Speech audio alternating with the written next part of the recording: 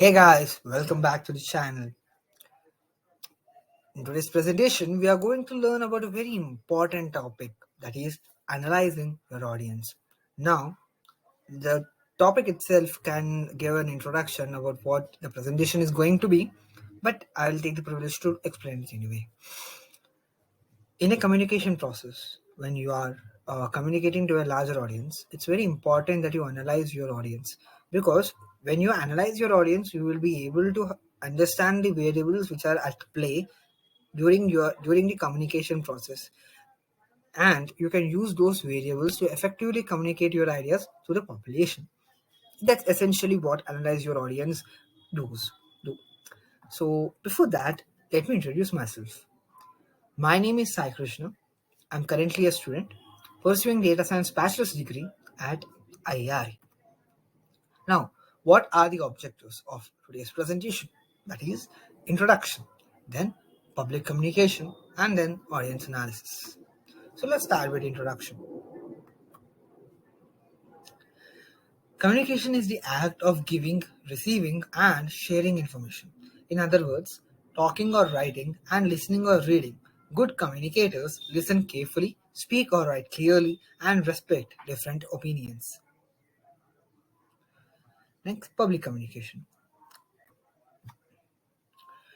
Public communication is strategic communication used when a group or group of people muster and share information with a group of people to deliver a message on a specific topic.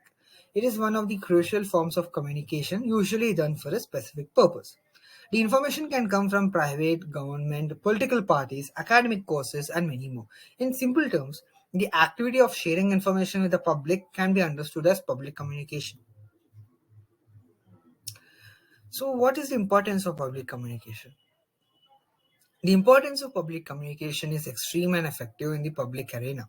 In older times, public communication stood to be a part of persuasion. But in this modern digitalized era, technology has changed the way of public communication.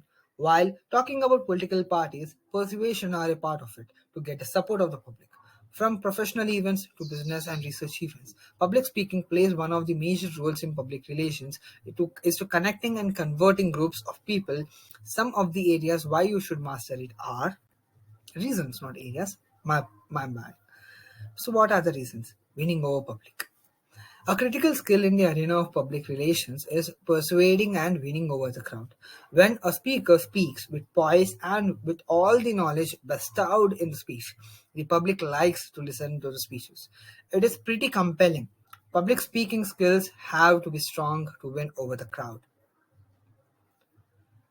Informing people. The most important feature of public communication is to inform people soberly. An excellent informative speaker shares knowledge that enhances their thoughts and understanding. Motivating people. An excellent public speaker has the power to motivate his or her audience to reach objectives.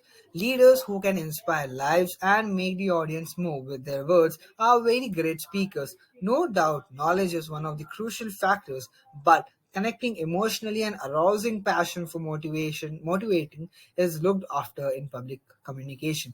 One should relate with the audience and gain their trust. A skilled public speaker can be able to motivate people along with entertaining them. Improvement.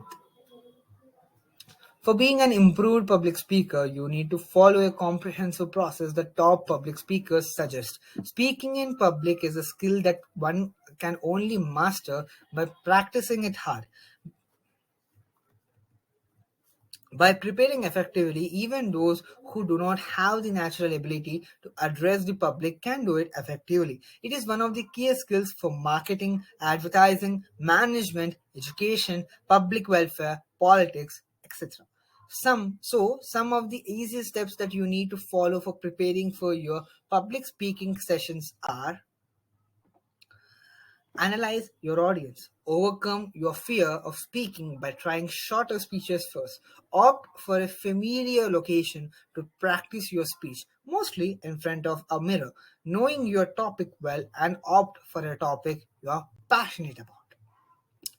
Organize your material and prepare presentation or slide designs using tools or templates. Use less text and more graphs or images for better perceptivity. Use positive self talk and write down positives about yourself before you speak. Helps to boost confidence and calm yourself. Be fair to yourself and use a power pose. Get speech training. One, join a speaking group. Stuttering or mispronunciation while speaking can lead to unnecessary distractions among audiences. Now comes the audience analysis. Audience analysis involves identifying the audience and adapting a speech to their interests, level of understanding, attitudes, and beliefs. Taking an audience centered approach is important because the speaker's effectiveness will be improved if the presentation is created and delivered in an appropriate manner. Identifying the audience through extensive research is often difficult, so audience adaptation often relies on the healthy use of imagination. As with many valuable tools, audience analysis can be used to access. Adapting a speech to an audience is not the same thing as simply telling an audience what they want to hear. Audience analysis does not mean grandstanding or kowtowing to a public. Rather, adapting guides the stylistic and content choices a speaker makes for a presentation. Audience adaptation often involves walking a very fine line between over adapting and under adapting, a distinction that can be greater appreciated by understanding the general components of the skill. Now, what are the factors in audience analysis? First would be audience expectations. Expectations are everywhere, man, even in audience. When people become audience members in a speech situation, they bring with them expectations about the occasion, topics, and speaker. Violating audience expectations can have a negative impact on the effectiveness of the speech. Imagine that a local politician is asked to speak at the memorial service for a beloved former mayor. The audience will expect the politician's speech to praise the life and career of the deceased. If the politician used the opportunity to discuss a piece of legislation, the audience would probably be offended and the speaker would lose credibility, which often happens in our country. Just saying. Of course, there may be some situations where violating the audience expectations would be an effective strategy. Presenters that make political statements at the Academy Awards do so precisely because the message incongruity with the occasion increases the impact of the proclamation. Now, the next factor is knowledge of topic. Knowing audience members' attitude about a topic will help a speaker determine the best way to reach their goals. Imagine that a presenter is trying to convince the community to build a park. A speaker would probably be inclined to spend the majority. A speaker would probably be inclined to spend the majority of the speech giving. Yeah, this happens. However, if they found out ahead of time that most neighbors thought the park was a good idea but they were worried about the safety issues, then the speaker could devote their time to showing them that the park users would be safer in the park than they currently are playing in the streets. The persuasive power of the speech is thus directed at the most important impediment to the building of a park. Next factor is audience size, which is one of the important and effective factor. Many elements of speech making change in accordance with the audience size. In general, the larger the audience, the more formal the presentation should be. Sitting down and using a common language when speaking to a group of 10 people is often quite appropriate. However, the style of presentation would probably be inappropriate or ineffective if you are speaking to 1,000 people. Larger audience often requires that you use a microphone and speak from an elevated platform. Next is demographics. The demographic factors of an audience include age, gender, religion, ethnic background, class, sexual orientation, occupation, education, group membership, and countless other categories. Since these categories often organize individual identities and experience, a wise speaker attends to them. Politicians usually pay a great deal of attention to demographic factors when they are on the campaign trail. If a politician speaks in a country, Florida, the country with the largest elderly population, they will likely discuss the issues that are more relevant to the people in that age range: Medicare and Social Security.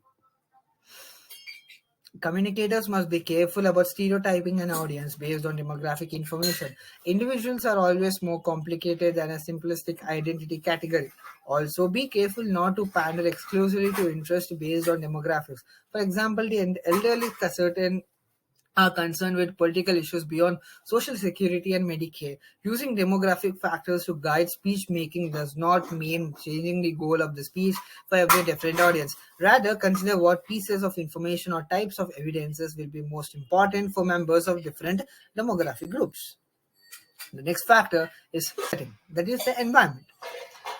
The setting of a presentation can influence the ability to give a speech and the audience ability to desire to listen. Some of these factors are the setup of the room, both size and how the audience is arranged, time of day, temperature, external noises, lawnmowers, traffic, internal noises, babies crying, hacking cows, etc. Finding out ahead of time the different factors going into setting which allow a speaker to adapt his speech appropriately. Will there be a stage? Will there be a podium or lectern? What technological aids will be available? How are the seats arranged? What is the order of speakers? While these issues may appear minor compared to content of the speech and the makeup of the audience, this foreknowledge will soothe nerve, assist in developing eye contact, ensure that the appropriate technology, if necessary, is available. Take into account the way that the setting will affect audience attention and participation. People are usually tired after a meal and late in the day. If scheduled to speak at 1 p.m., a speaker may have to make the speech more entertaining through animation or humor, exhibit more enthusiasm, or otherwise involve the audience in order to keep their attention. Next would be voluntariness. Audience are either voluntary, in which case they are genuinely interested in what a presenter has to say, or involuntary, in which case they are not inherently interested in the presentation. Knowing that these differences will assist in establishing how hard a speaker needs to work to spark the interest of the audience. Involuntary audience are notoriously hard to generate and maintain interest in a topic. Next would be egocentrism. Most audience members are egocentric. They are generally most interested in things that directly affect them or their community. Effective speakers must be able to show their audience why the topic they are speaking on should be important to them. Now, let's summarize the whole presentation. Public communication is very important for idea propagation on a large scale. Analyzing one audience always gives an edge for the speaker to propagate these ideas. Well, guys, thank you for being with me. I hope you have learned a very important lesson in the communication process, that is analyzing your audience. I also provide the factors which can be used to analyze your audience. So, with that, I'm ending this presentation. Till then, I will come with another presentation. Till then, have a great one. Bye.